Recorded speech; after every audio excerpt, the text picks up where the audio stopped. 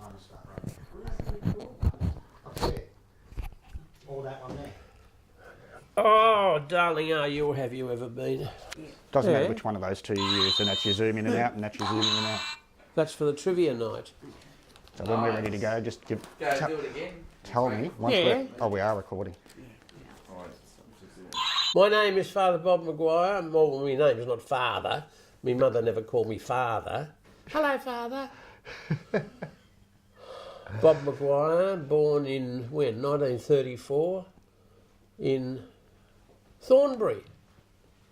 Far from here at all. Suburb of Melbourne. And, and my ancestors were, in fact, Glasgow. So whatever I say, in fact, is probably coloured by my Glaswegian origins. They landed down the road there at Station Pier in 1924. Mm. Wow. Yeah. 4 of them, 4 girls, my mother included, 4 sisters. Yeah, they all came here to work, darling. Yeah. So like Jimmy Barnes, I'm a working class man. Oh, yeah. We now burst into song, don't we? Yeah. I'm not very good at singing. Oh, no. We can all, what's he say there about journalists? Okay, my first question, Bob, is do you think journalists in the media and politicians should drop using race, skin colour and religious descriptors from like news reports, especially, with happening Well, in the just last say week? people. Yeah, or do you think we always need to use race and other descriptors? No, but the Aussies have been doing it for 200 years. You see what I mean? Yeah. It's an inbuilt, survival technique, because we came in tall ships and we had to find a way of, what's it called? Banter. Yeah. Banter is you insult your superiors, but they don't know they're being insulted. Yeah. It's a language of its own. Now, but you see, I mean, I suppose I'm used to old-fashioned 1934. We were used to reporters, including war correspondents, who told the truth. This is what is happening. This is a picture of the girl who was burnt by napalm, dropped by the United States. The famous photograph, yes.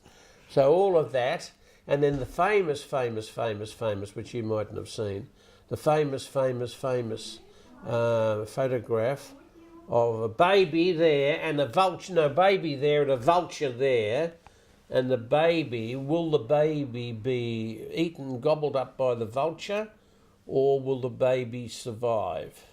And the baby, in fact, kept crawling along the ground and ended up in safety in the village, and the vulture missed out. But it was a picture, you see, which a reporter had taken and then said to himself, oh God, should I have helped the child? But instead of that, I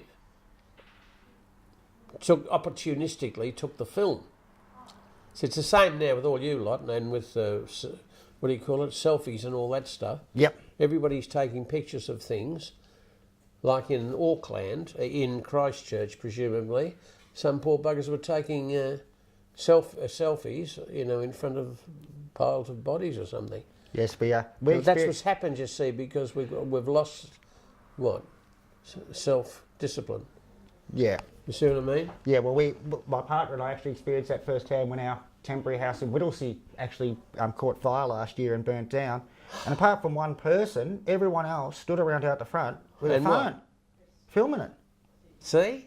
Nobody grabbed a hose. See, that's what's happened. Make a note. That's what's happened. Nobody else thought to call. Well, fortunately we have, but nobody else rang O, called the fire brigade. They just all stood there with their phones, filming it, posting it to Facebook. Well, there was a theory. I remember reading a book on disaster research, and the disaster research found that when something terrible happens, like an aeroplane crashes or your house burns down, in fact, allegedly, the first responders were the locals. And also, out of the locals, the first responders were the least likely locals. In other words, the character who everybody thought was the village idiot. Now, I don't know whether that's still... You're saying that doesn't persist because of the bloody... the camera, the phone camera. See? Yeah. And the prevailing, subculture, which is me and the disaster. Or they put on Twitter, I'm on Twitter, not Facebook, but they put on Twitter, this is the lunch that I was having yesterday. See, in graphic detail, here are the leaves and those are the knuts. You see what I mean? Yeah, it's a bit... And I say, well, it's no good me, I'm old. No good me mocking it. Because in fact, if that's the what, are these the millennials? See, it could be a disorder, a social disability, which the millennials are afflicted with. It could be.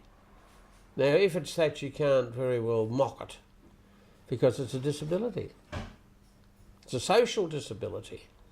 You see, they're good at everything else, but they're no bloody good at being part of the herd. Because if you're in a herd, you don't take advantage of one another. See, we're herd animals. So H-E-R-D, not H-E-A-R-D. We're herd animals, and we look after one another. It's in our nature to, in fact, take care even of the stranger. However, millennialism has crept in and said, no, take the picture first. You see? Yes, it has. So they'll be doing that presumably on Judgment Day. You see? And then the judge will say, excuse me, what are you doing, my son? And he will say, I'm just taking a picture before you pull the lever. Oh. Yeah. Because they got a levers apparently at the Last Judgment, they pull the lever and you go down the chute into the... Oh yeah, don't mess with us. Eh? Or they got another one, I think they press a button and you spring up in the air. Yeah. Okay, next question. So what have we got? That's the end of one question. The editor of The Guardian, Catherine... I like English The Guardian. editor. Are they commos? Are they commos? There might be. I think The Guardian might Catherine, the British editor, the main editor, Catherine Viney, has stated in a couple of articles that I've read myself that journalists need to work harder to earn the trust of those that we aim to serve, that journalists aim to serve. Yeah. And be more representative of the actual societies we represent, with too many members of the media now drawn from the same privileged sector of society. Yeah. Well, allegedly, that's what they're saying. You know, the culture of even of politicians. Not that many of them have in fact worked for a living. Or come from the back blocks. You see what I mean? Yeah. I would, well, I don't know, presumably, you know, it's your culture. I don't know, see, I just go out the front door if somebody said, will you come out and say something? I said, oh, fair enough. You risk it, see, I risked it with Shorten the other day, the next Prime Minister of Australia. I risked it because he said, I believe you need $200,000. I said, oh God, I told Twitter I want $200,000 to survive. But that, I mean, I'm feral. I'm a what do you call it? A squirrel. You see, and squirrels, you don't expect Uber to deliver the money to your front door. You've got to go out and find the nuts. They're not going to be delivered. But Shorten was there saying, oh, you need the nuts. We will give you the nuts in May when we're elected. Ah. So that's opportunistic. And I don't say, how dare you take advantage of this. Well, that's what everybody does now. Yeah. Is to take advantage. Me. You know what I mean? And I'm tempted to do a bit of it on Twitter myself, because if somebody says, I was down at Station Pier the other day and blah, blah, blah, blah, blah, blah. And I'm saying, I tweet something that says, we arrived at Station Pier. It's got nothing to do with what the man has said, but it's meism. Let me remind the Twitterverse that I'm still alive at 84 and a half. So, But look, ever since your friend Marshall McLuhan, you've never heard of him, years ago used a phrase, the global village. I have heard that phrase. See? Yes. Yep. Now, that's how, that was a defining moment, because we hadn't realised after World War II, Korea, we were still nation states. We had the United Nations, but we still weren't globally minded, you see. And the Aussies have a hard time with global mindedness because we're at the end of the bloody map. Right down there we are, and the next stop was penguins after us.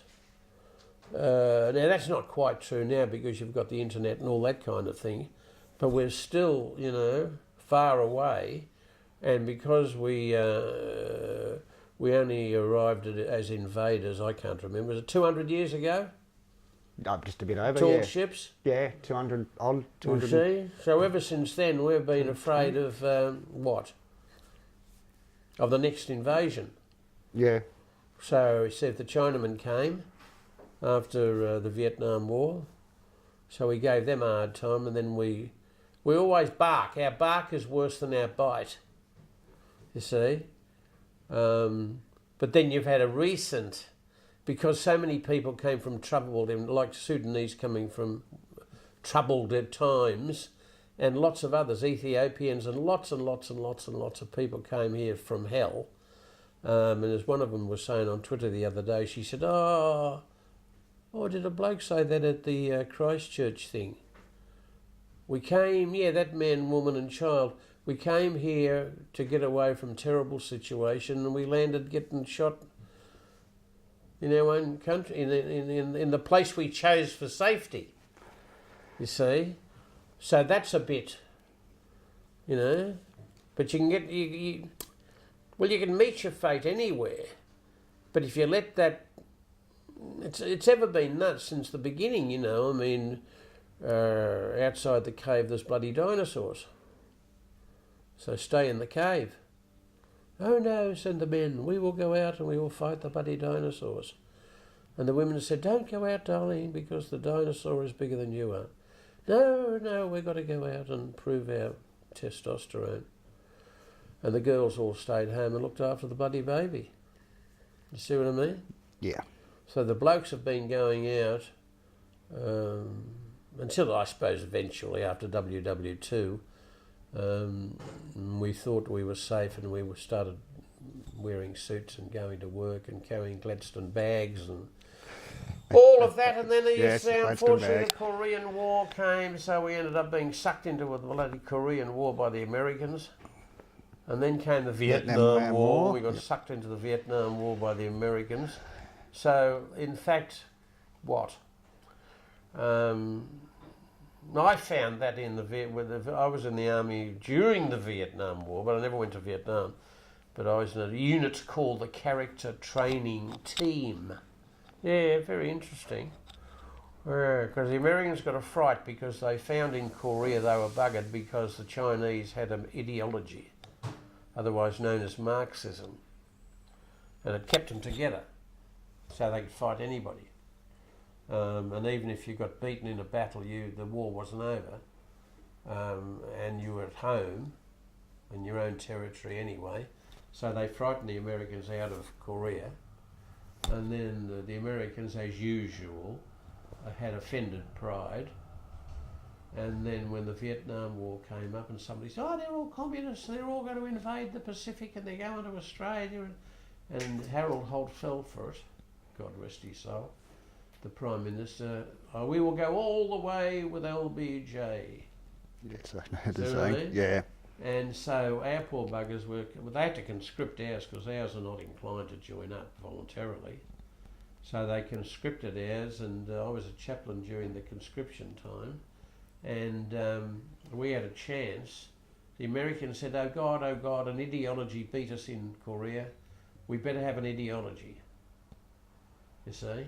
Not the American dream's no bloody good.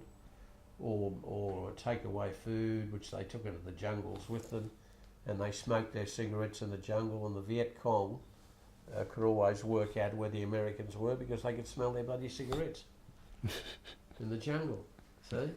But the Americans are not that bright when it comes to war, unless they're in the air and they can drop napalm on you and destroy everything.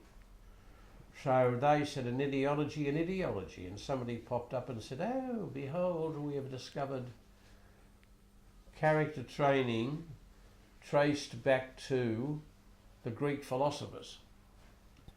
So they knocked together a character training course that lasts for about, I don't know, a dozen periods with teaching periods, with a lecture, short, discussion groups and a forum.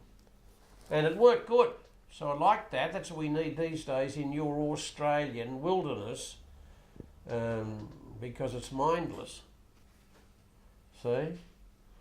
All the things that are happening. I was going to tell Twitter this morning, I said, oh, shut your mouth, they're sick of this. You know, I'm saying, darling, the one thing that's lacking, oh, we're going to have what? Put a terrible lot of money into mental health services. I said, oh, that's nice. Why don't you build for, compassionate neighbourhoods with community hubs and adventure playgrounds? No, adventure, what are they, parks. So that the teenagers, and especially the males, who are our, main concern, you see. Even at the zoo, they decided to install an adventure park because the young orangutans were creating mayhem in the ordinary enclosure, so they said, oh, we better give these clowns things they can smash up and things they can, you know, and do it in a way that's compatible with their emotional needs. You see, and that's what we should be doing. So you've got skate parks, and you've got, I can see it now, out in the desert in the western suburbs. I can see wide open spaces where you could build a community hub, not a shopping centre, a community hub where people can go and just be and gather and get used to seeing different colours and different age groups, and then attached to that you could have an adventure park where the locals can do things, skateboarding and all that kind of stuff, and more even. In our adventure park, we would be having things like what? What are those buggies you drive around the bush? Yous are in the bush. Trying to think of the name of them. Buggies, those things you get in and you drive like buggery, you know, and probably turn one over. But that's the adventure. See what I mean? Yeah. So, I mean, it's all, see, unfortunately, I think, you see, what's missing is lack of thought. So if he wants to spend $1 million on mental health services, I'm saying, darling, why don't you get in first? Because the algorithm says you are sad first. Some of those who are sad may go mad. And some of those who go mad may go bad. But you start with the sad bit. Why are you sad, darling? With that old bloody program the other night on what was it? Was it Q&A or was it? I think it was on loneliness. Oh, Jenny Brocky. Oh, insight. Yeah, insight. Yep. Loneliness. We're all lonely. Even Casey Donovan, the singer. Lonely, we're all lonely. So I'm saying to myself down there living in a bloody barren cave, well, I think I'm not lonely, I think I'm alone. You see? So you can't do much if you're alone. You can't go out in the street and grab a baby or something, you know, to add to the... You know what I mean? Yeah. So that's why I've been down the street and bought... What have I bought? Oh, lifesavers. But I've also bought a measuring tape. because there's a nice painting in the church that they threw me out of. Nice, but it's a big painting. The dying Joseph. Mary's at the end. It's very well painted by a bloke I know. And down the end is a spiky haired Jesus.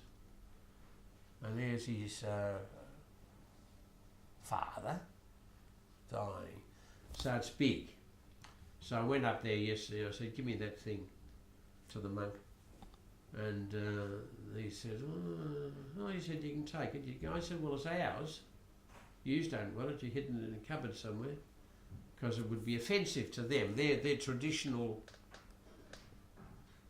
They're traditional Catholics. Yep. No, devotional Catholics. Yep. So they would prefer more statues, conventional imagery. This wasn't conventional. So I said, all right, I'll come and pick it up. And then I thought, what the bug? Where am I going to put it? But I think my room has got a space big enough up. Or even there it could go. Just got to get up there. Up. I think you need that whole space because it's that big. Big, yeah. See? But I might put it up in my room and, you know. Anyway, God is good. Yep. What's Okay, my next question, Bob, is commentators such as Andrew Bolt and in particular News fascist. Limited publish articles with titles such as The Foreign Invasion, stating that Australia is losing its identity and the principal cause was now a tidal wave of immigrants who refuse to assimilate and treat Australia not as a home but a hotel.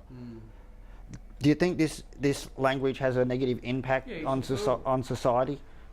Same as the other fools. Who are the other ones? Kenny, Miranda Devine in Sydney. And that other fool, Henderson. Gerard Anderson, yep. They're all clowns. Because, and this is only my opinion as an interviewee. Who's the other old Sheila? Bronwyn, the old girl, who says we're all communists. Those to the left. It's not. There's. Sheila who flew in a helicopter. Oh, that's Bronwyn Bishop. Yeah. Well, all of that, like you see on Murdoch's news, you see, they're the dark side. Because sometimes when you read the language, and particularly the articles like you said, South African crime gangs, as an example, they should be arrested. Aren't they putting? That's not saying that every single. They're almost implying in the way they write the language that every single immigrant, say from South Africa, is part of a gang. Yeah, but I mean you don't. But they're not, are they? Well, I mean, not. You've been sucked in. No, but that language doesn't help build a better society, does it? No, but I mean that's trash talk, and that's how people survive these days, through trash talk. Gossipers out, you see. Oh, guess what happened yesterday down the back paddock? That's all gone, you see. So I mean, people need a big feed of gossip, and unfortunately, the trash talk in the big cities is all about that. Use out in the bush, surely use. Well, you're not that far in the bush, are you? No, but there's one difference I have noticed, Bob, in this profession, is that, see here, if I'm working in Melbourne and I say something which I wouldn't do, like Andrew Bolt, I still go home at night or whatever. But if I write about something like that in Kinglake, the whole town knows who I am, everyone knows I'm the town reporter. I go into the supermarket or the hotel to have a beer, I'll soon be told what people think of me. Straight up, you don't get to hide like some of these city reporters. They get to hide. You don't get to hide in the bush. You have to own your work. So you're much more careful about saying things or making sure if you do say them, there's an absolute reason for saying them. Because you have to be able to justify it. It's a profession. They think it's a profession, where it's a trade. That's right. You see. Yep. Professionalism, you are removed from the field of battle. Yeah. That's why the Aussie soldiers are good soldiers, because the British were different, because they waited on Sir to make up the mind to go over the top of the trenches through the barbed wire and get shot. The Aussies were a bit more inclined to say, excuse me, but if we go up there and over the top, darling, the bad man's going to shoot us all. So me and my mates have decided we're not going to go. Ooh, hello. See? So they didn't, the Sir with the rank what's the word I picked up years ago? They respect the rank, but they've got respect but no reverence. You see, because they know from the history of whatever it is, short and all as it is for us, that so many ghastly decisions have been made by bloody officers with rank. You see, and it's the same in big business, and it's the same in municipal government, and it's the same. People out of touch. Yeah. You see, because you've got to have that. The algorithm for this. Make a note. Care, communication, concern, common sense, and compassion. Care, communication, concern, common sense, and compassion. That's a very good one. See what I mean? Yeah. Now, if absolutely. all them bits are not in place, you're buggered. Yeah. Because it's an algorithm. You need that, and that equals community. I will drop one out. We'll drop out concern because I don't really want to meet the bloke who's the village idiot. Well, as long as you don't want to meet the bloke who's the village idiot, well, you're not going to have community harmony because he's part of the deal. Like we've discovered here, being down here, half a dozen of the locals who walk up and down, and they appear to be at least eccentrics. You see, you've got them out there. The eccentrics, you see what I mean? What see? So they've got a big part to play, you see. Yeah. Otherwise we're as dull as dishwater. You see, but here with the millennials, they've got the intelligence, but they haven't got the what? They've got the intelligence, but they don't think straight. Because if they thought straight, well, then they would, and a few of them are not bad because they do say hello, Eddie, to one of the tattooed blokes who walks up here. Used to frighten people, but that was because he felt as though he was out of it. You see? Yeah. Whereas if you say hello, Eddie, you don't have to do much. You say, will somebody please call me by my name? There was a book written. There's a book in there somewhere. You know. Nobody, it's called, because people kept saying to the person, oh, you're a nobody. So after a while he said to himself, well, if I'm a nobody, well then I'll behave as a nobody. You see?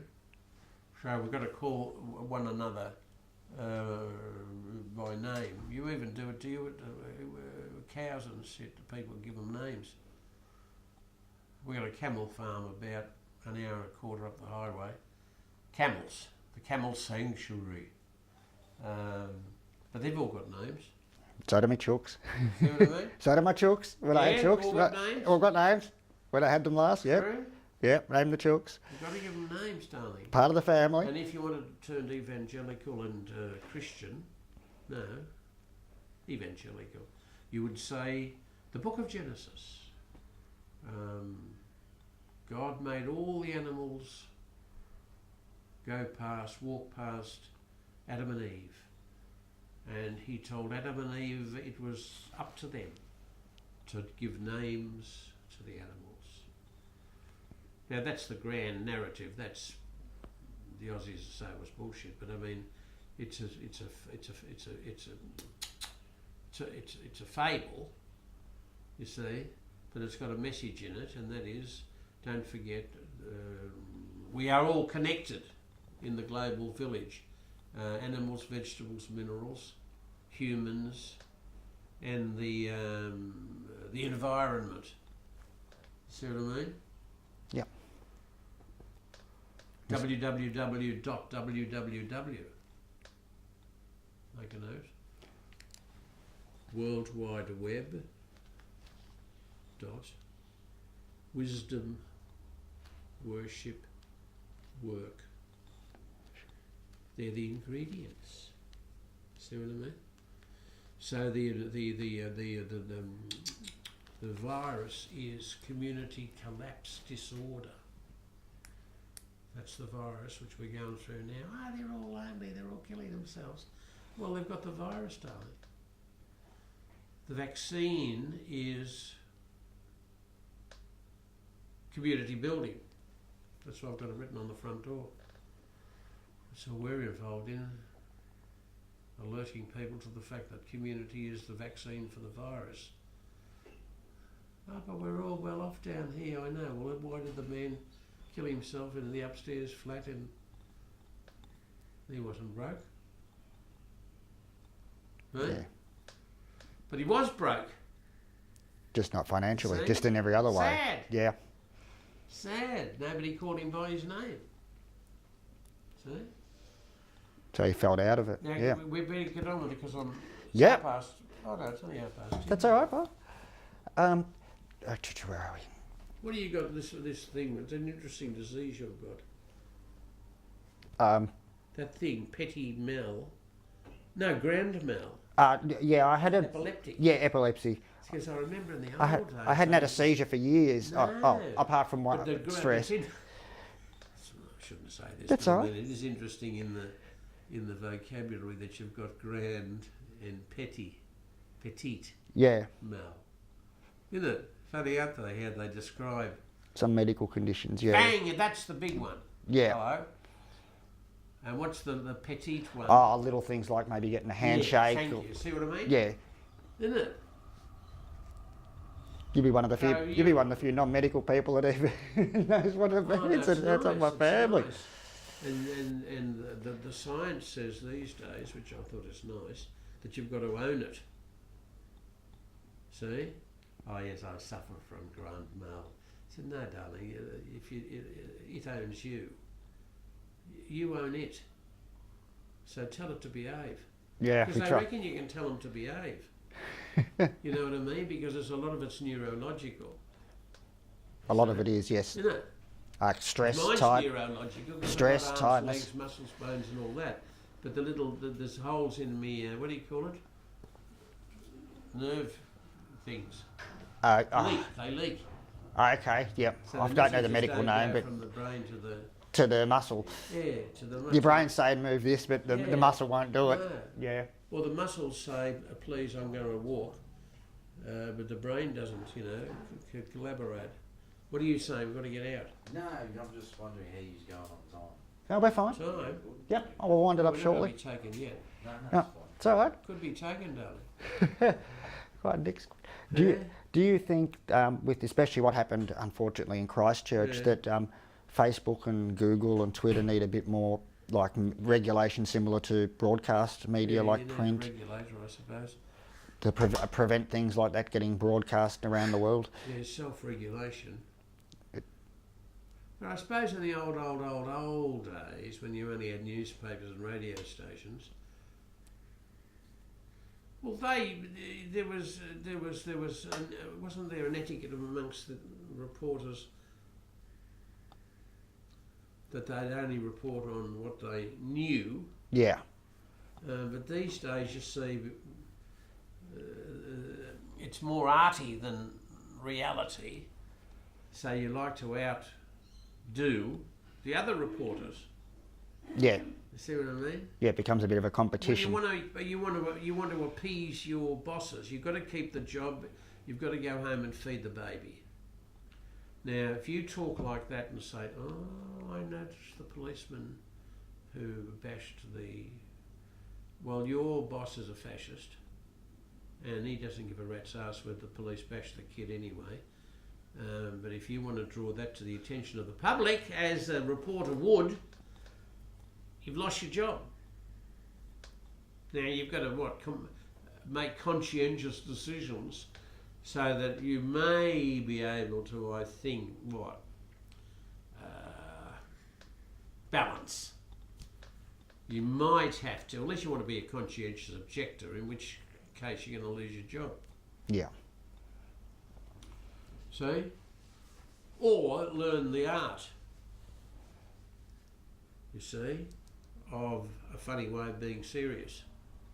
Now, if you can do that, I use that because it's all I've got. I've got no looks, no money, but I've got a funny way of being serious. So I could tell them the most outrageously truthful things, but it would they'd have to be laughing. So it's the art of the stand-up comedian. And reporters should be like what? They've got to have something in that to spice up the truth. The truth will set you free, but the truth will tempt you to strangle it because you might want to be that free. You see what I mean? Yeah. So just tell me the truth, darling. George Washington, who chopped down the cherry tree. And the kid said, I didn't know. If you tell me who, I won't punish you. And he says, I chopped down the cherry tree, and he bashed him. So you say after a while, well, I'm not going to tell him the truth. Yeah. You see? Because it's a whole, it's an enlightenment. See, if you can tell me the truth, I don't care if they tell me the truth. I'll contest it. See, if they say you're too bloody old for this job, I'll say, well, that's fair enough. That's what the perception is. But then you turn up in the camera and they say, oh, Jesus, the old man's in demand.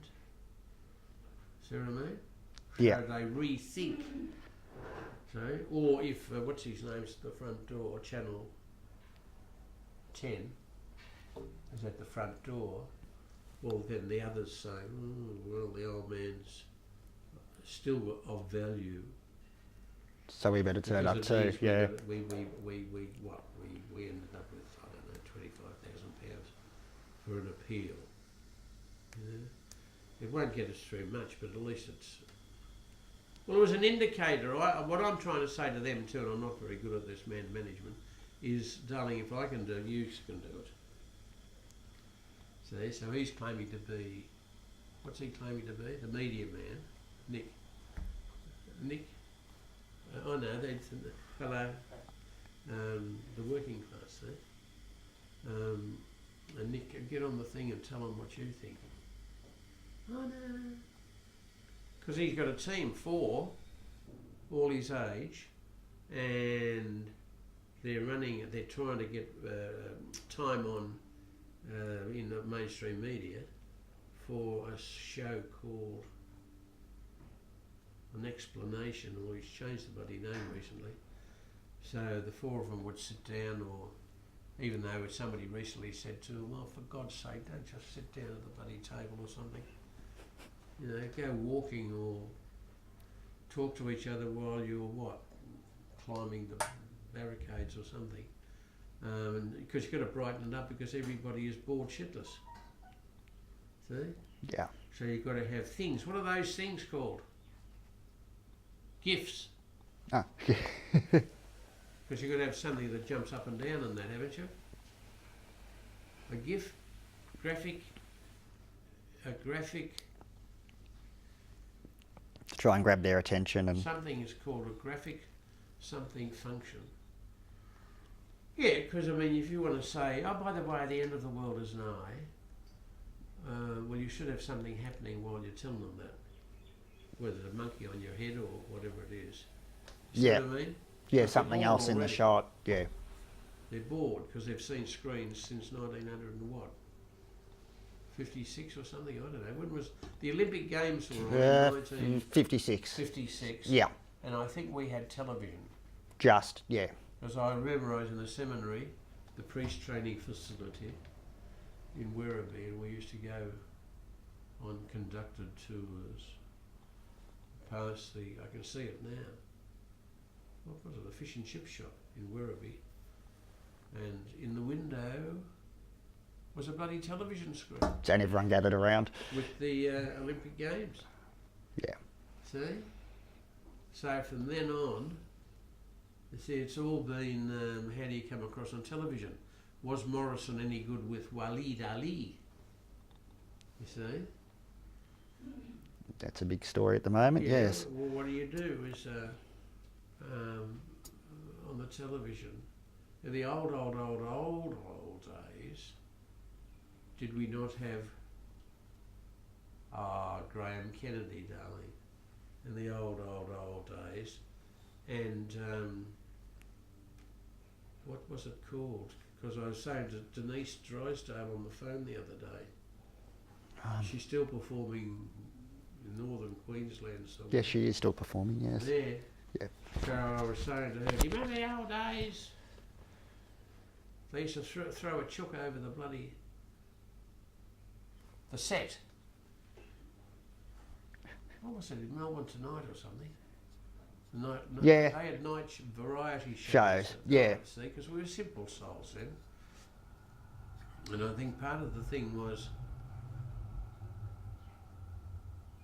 not love a duck, pluck a duck. Pluck a duck? Yeah, that's from Hey It's Saturday, yeah. Hey, it's Saturday, because they used, and I think the thing used to be thrown over the set or something. Yeah, something like that. Simple souls we were, you know. And another thing I was on, with the American, what's his name? Don Lane. Oh yeah, when he came to Australia, yep. Say Don Lane show. Right? It's a different time, yeah. Yeah, they were the days. And the other night I was thinking, whatever happened to Rodney Roode? Good question. Didn't think And of that other bloke who had, what do you call it? Multiple sclerosis or... Rodney Roode, was he a crippled man? No. No, he was ostentatious. Oh yes, yeah. Steady Eddie? Steady Eddie.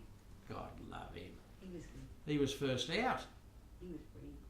wasn't it? Yes. So he owned it and used it. Like I see last night on the telly, 3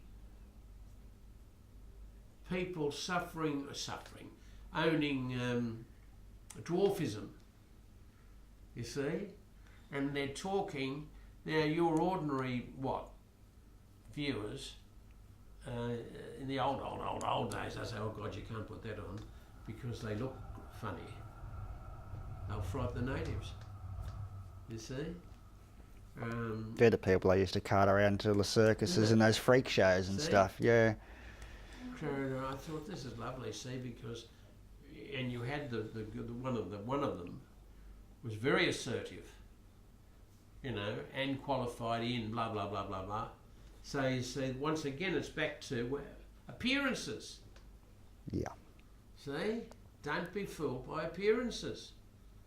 See, so you'll get the politicians, of course, and their who are not always right, of course. Their, what do you call it? Their design department, their whatever it's called. Yeah. Performance enhancing can make terrible mistakes, you know.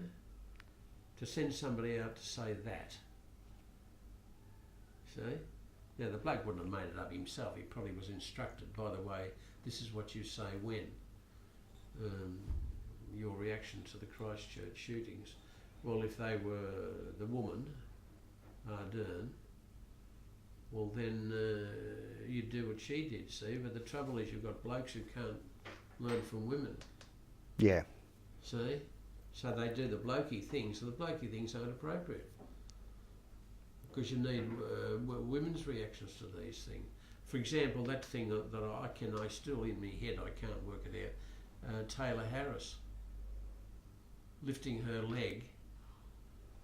And I'm saying to her out there, the Sheilas, I said, is this as simple as I can imagine? Are they saying that we're going to look up her leg or something? Yeah, that's what Teddy Whitten doing the same kick.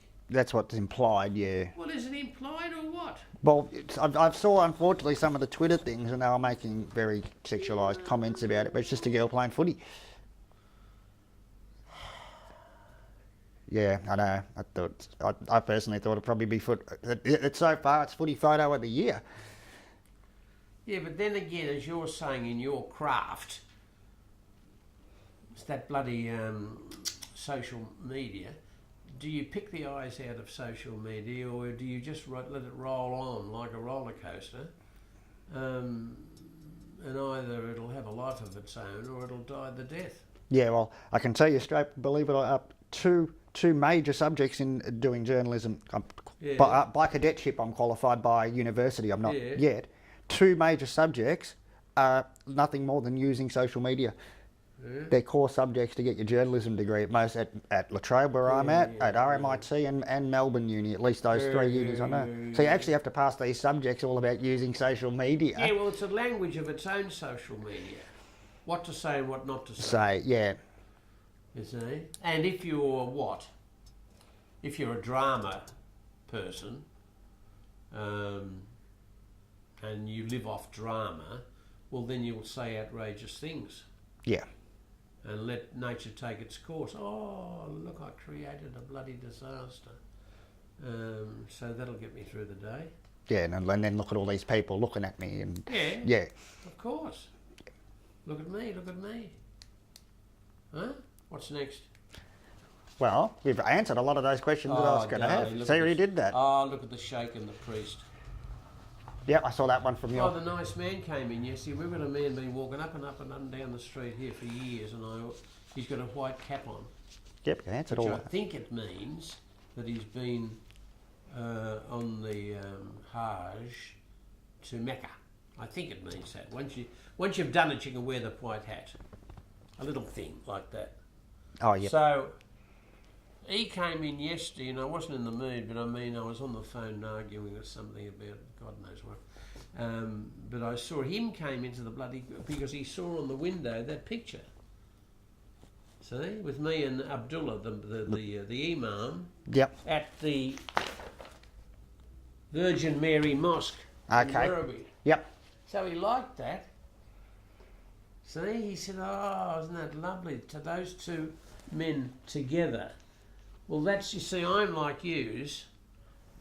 I said to myself last Saturday, Christchurch, what will you do? I said, I know what I will do. I'll go across into the desert to Laverton or somewhere, to the mosque. Because I knew the previous imam who was did the call to prayer before midnight mass in my church. See? I thought I'd better do a bit of this. The only time in a year you'll have 1,000 people in the church. Therefore I'll pull a couple of rabbits out of the hat, so I'd pull him out of the hat. Not him, but the other one, who did the call to prayer. If you can't convince them, confuse them. So the parishioners will be saying, we've never heard the call to prayer. I say, well, darling, it's Christmas, allegedly, when you've got the meeting between heaven and earth. So we'll have the call to prayer. In fact, she said, Mrs. Ardern, at 11, 12 o'clock today in New Zealand, they're going to have the national broadcast of the call to prayer. Yeah, all stations are being told they have to carry it. See what I mean? Yeah, they've been told they can... That's what you want. See? Yeah. And I think there was a nice thing on Twitter with the recording and the picture of a bloke out in the bush somewhere, looking out over the plains. Beautiful scenery, and he played the call to prayer. See? Which fitted in with the... Oh, yeah. Yeah, and the timing, and yeah. So you should be doing that kind of thing. Say if I ran the cathedral, you would put the call to prayer over the loudspeakers. See? Because if you can't convince them, which it's very hard to do, confuse them. Yeah. And if they're confused, they might start. Pray. What are you saying? It's time, is it? Yeah, it's time. Oh, darling. All right. Very nice time we're having. Okay. I'll just give Bob right. I'll just give Bob the chance quickly, To do what? just to answer this question. Oh. Are you or ever No, have been? no. I'm not asking you that, Bob, because it's got nothing to do with you. How do you know? Because You're going to be an investigative journalist. yeah, mate. I don't think it'd be you. I don't doubt it. The next We wouldn't even child think. who runs in the door.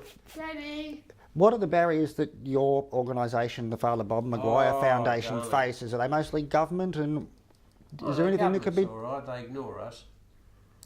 They ignore us. In fact, I was thinking yesterday, I got an invitation to go to the town hall because Michael Danby, who is the federal member, is retiring. So he said, come to the town hall for the... All right.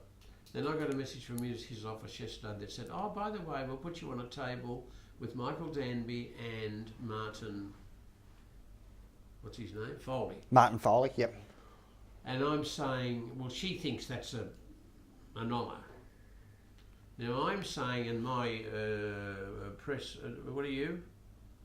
Camera. Press, no, Media. Nicholas, media, because I'm about to say I'm not going to sit with Foley and Danby because people, the public, will get the impression that they are supporting me with money, and they don't. But they want to sit next to you, make it look like they do. Because it's this thing here. It's good for them. Yeah. Now I'm saying, well, if I was younger and I had 20 years to go, I suppose, well, I can pick away at this for the next 10 years and I'll end up with money. But I've only got 5 minutes to go. I haven't got time. But we will give you money in May. I said, darling, it's March. True. So come down and sit next to us and everybody will say, oh, what a wonderful thing, Danby the Jew and Foley the communist with the priest. Now, I'll check it with the media man because it might cause more bloody trouble Than it's worth. it might. But you're old, you see. I mean, somebody said the other day, I know what you are. I said, what am I? She said, you're a thinker activist. See, a thinker would be nice because that's what, there's not much of that around thinking. See? Because people get pains on that when they think. Oh, I don't know what's wrong with you. I'm thinking. Oh, God, you know, take something, you know. Well, firstly, Bob, before we close the interview, please give yourself a plug, mate. Please. Well, that's what I bought to look at here. Star Wars. Did I not buy these things? See that? Yeah, Star Wars. It's the theme of the trivia night is Star Wars. It's something Mum paid about a half a grab, don't worry. If they disappear, I know where they've gone. Here. Where is it? St Kilda Town Hall, a trivia night on what's that? May the 4th. May the 4th be with you. Oh, isn't that nice? He's a smart man who made this up. Fundraiser for Father Bob Maguire Foundation at St Kilda Town Hall. Tickets £25. Too poor, darling. 6:30, May the 4th. Book online, etc., etc., etc. And it's, I think, run by the Rotary Club of Melbourne South. Well, that's nice because we're thinking. And one of my organisers is saying, "Listen, Bob, yes.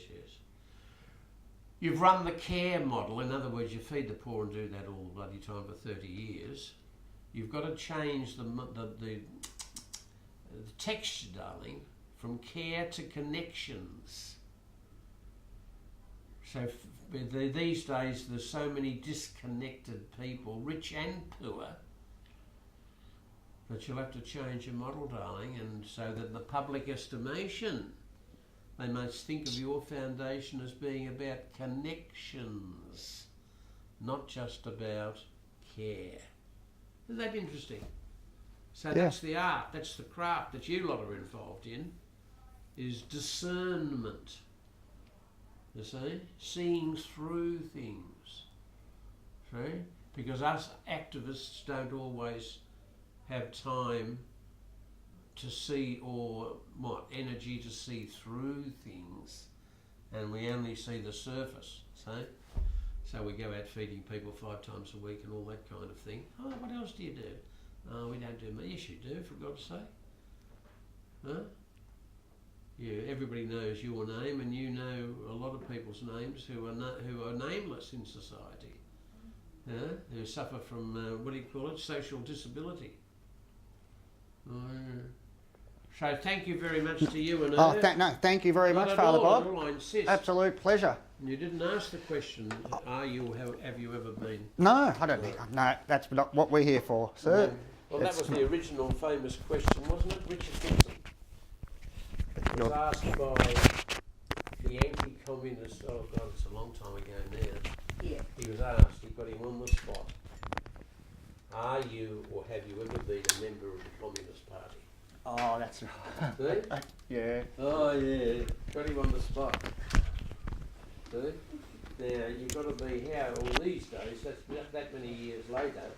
You know what I mean? Thank you, comrade. Yeah, no, yeah, I'll just pack So this the up. working class. And I only ask one little favour, Bob. I just want to, when we're What is done, it? pack up. I just wanted to grab a photo with you at the front of the, darling, out the front. We'll be seen, darling. Eh? Now what do you got to do for Grand Mal?